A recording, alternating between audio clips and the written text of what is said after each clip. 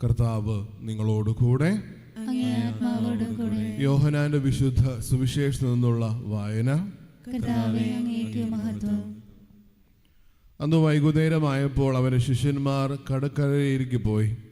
അവർ ഒരു വള്ളത്തിൽ കയറി കടലിനക്കരെ കഫർനാമിലേക്ക് പുറപ്പെട്ടു. അപ്പോൾ നേരം ഇരുട്ടി തുടങ്ങി. യേശുവരുടെ അടുക്കിലേക്ക് എത്തിയിരുന്നുമില്ല. ശക്തിയേറെ കാറ്റടിച്ചതുകൊണ്ട് കടൽ ശോഭിച്ചു.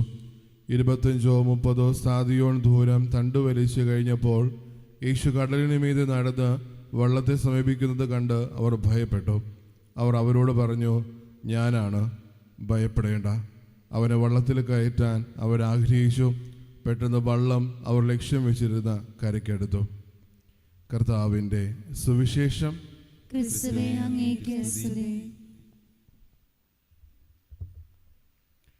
ഈശ്വരത്തിൽ സ്നേഹം നിറഞ്ഞ മാതാപിതാക്കളെ, സഹോദരി സഹോദരങ്ങളെ, ഈ ദിവസങ്ങളിൽ ഓരോ വായനകളും നമ്മൾ പരിശോധിക്കുമ്പോൾ നമുക്ക് മനസ്സിലാകും ഈശോയുടെ പ്രത്യക്ഷപ്പെടലിന് ശേഷം തൻ്റെ ജീവിതത്തിലൂടെ അല്ലെങ്കിൽ തൻ്റെ പരസ്യജീവിത കാലത്തിൽ എങ്ങനെ സ്വയമേ മറ്റുള്ളവർക്ക് വെളിപ്പെടുത്തി കൊടുത്തു എന്നുള്ള കാര്യം നമ്മൾ മനസ്സിലാക്കുന്നുണ്ട്. അല്ലെങ്കിൽ താനാണ് ഈ ലോകത്തിലേക്ക് കടന്നു വരാനിരിക്കുന്ന ലോകരക്ഷകൻ എന്നുള്ളൊരു കാര്യം അവരോരോരുത്തരും ഓർമ്മിപ്പിക്കുന്നുണ്ട്. പക്ഷേ ഏതൊക്കെ സാഹചര്യത്തിലും ഇതിനൊരു പൂർണ്ണത കൈവരുന്ന പോലും പലപ്പോഴും അതിനൊരു തിരിച്ചറിവില്ലാതെ അവരോരോരുത്തർ പോകുന്ന ഒരു കാഴ്ച നമ്മൾ കാണുന്നുണ്ട്. സ്നേഹമുള്ളവരെ, ഇന്നലത്തെ വായിൽ നമുക്കറിയാം, ആ ഒരു അപ്പം വർദ്ധിപ്പിക്കുന്ന സമയത്ത് പോലും അവർ പലപ്പോഴും തിരിച്ചറിയാതെ വരുന്ന, അല്ലെങ്കിൽ അവരോരോരുത്തരെയും പരീക്ഷിക്കുമ്പോഴും അന്ത്രയോസിനെയും പീലിപ്പോസിനോടും ഇനി എന്ത് ചെയ്യുമെന്നുള്ള കാര്യം ചോദിക്കുമ്പോഴും ക്രിസ്തുവിനെ അവർക്ക് തിരിച്ചറിയാൻ പറ്റാതെ പോകുന്നുണ്ട്.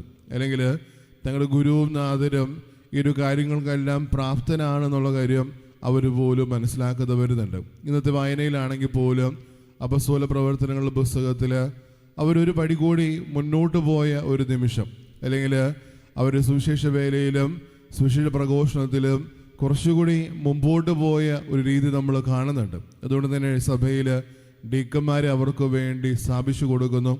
അവരോരോരുത്തരും കുറച്ചുകൂടി ഭംഗിയായിട്ട് അവർ പ്രവൃത്തികൾ ചെയ്തത് നമ്മൾ കാണുന്നുണ്ട്.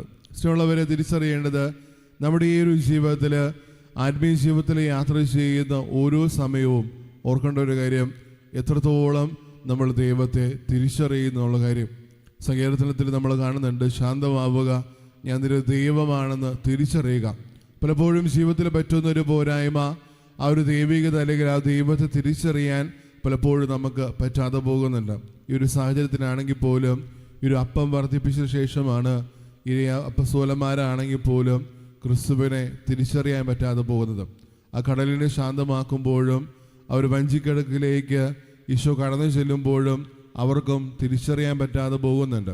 സ്നേഹമുള്ളവരെ തിരിച്ചറിയുക, നമ്മുടെ ജീവിതത്തിൽ അല്ലെങ്കിൽ ആത്മീയമായിട്ട് നമ്മൾ മുന്നോട്ട് പോകുമ്പോൾ ജീവിതത്തിൻ്റെ താഴ്ചകളിലും ഉയർച്ചകളിലുമൊക്കെ, ജീവിതത്തിൻ്റെ യാമങ്ങളിലൊക്കെ പലപ്പോഴും പരാതിയും പരിഭവമായിട്ടൊക്കെ നമ്മൾ ഒതുങ്ങുമ്പോൾ ഇപ്പോഴും ഓർക്കേണ്ട ഒരു കാര്യം, ആ ദൈവത്തിൽ എത്രത്തോളം ആശ്രയം വയ്ക്കാൻ, അല്ലെങ്കിൽ ആ ഒരു അക്കരെ എൻ്റെ ദൈവം എനിക്ക് വേണ്ടി കാത്തിരിപ്പുണ്ട്, ആ ഒരു ദൈവത്തിനെ കൈപിടിച്ച് മുന്നോട്ട് പോകാനുള്ള കൃപ, അതിനുവേണ്ടി ഓരോ നിമിഷവും നമുക്ക് യാചിക്കുകയും പ്രാർത്ഥിക്കുകയും ചെയ്യാം. ഒപ്പം ജീവിതത്തിൽ എപ്പോഴും ഓർക്കുക, കാറ്റും കോളും എൻ്റെ ജീവിതത്തിലും കടന്നു വരുന്നുണ്ടെങ്കിലും അതിനെ നിയന്ത്രിക്കാൻ എൻ്റെ ദൈവം എൻ്റെ കൂടെയുണ്ടെന്നുള്ള കാര്യം. ഒരു പക്ഷേ വിശുദ്ധ ഗ്രന്ഥം ഒന്നടങ്കം പരിശോധിക്കുമ്പോൾ ഈ ഒരു അവസാന വാക്യം 365ഓളം പ്രാവശ്യം പല രീതിയിൽ ആവർത്തിക്കുമ്പോൾ ഒരു പക്ഷേ എൻ്റെ ജീവിതത്തിൽ എൻ്റെ ഓരോ ദിവസത്തിലും ഈ ഒരു വചനം അതെൻ്റെ ജീവിതത്തിൽ കേൾക്കാനുള്ളൊരു കാര്യമാണ്. ഭയപ്പെടേണ്ട, ഞാൻ നിൻ്റെ കൂടെയുണ്ട് എന്നുള്ള ബോധ്യം. എപ്പോഴും നമ്മൾ ഓരോരുത്തരെയും ഈ ഒരു കാര്യം ഓർമ്മിപ്പിക്കുമ്പോഴും അവർ തിരുവചനത്തിൻ്റെ അഭിഷേകത്താൽ, തിരുവചനത്തിൻ്റെ ബോധ്യത്താൽ ജീവിച്ച് മുന്നേറുമ്പോഴും എപ്പോഴും തിരിച്ചറിയേണ്ട ഒരു കാര്യം, ആ ദൈവം എന്നെ ഒരിക്കൽ പോലും കൈവെടിയില്ല എന്നുള്ള കാര്യം. തമ്പുരാൻ നമ്മൾ ഓരോരുത്തരെയും സമൃദ്ധമായിട്ട് അനുഗ്രഹിക്കട്ടെ. പിതാവിൻ്റെയും പുത്രൻ്റെയും പരിശുദ്ധാത്മാവിൻ്റെയും നാമത്തിൽ ആമേൻ.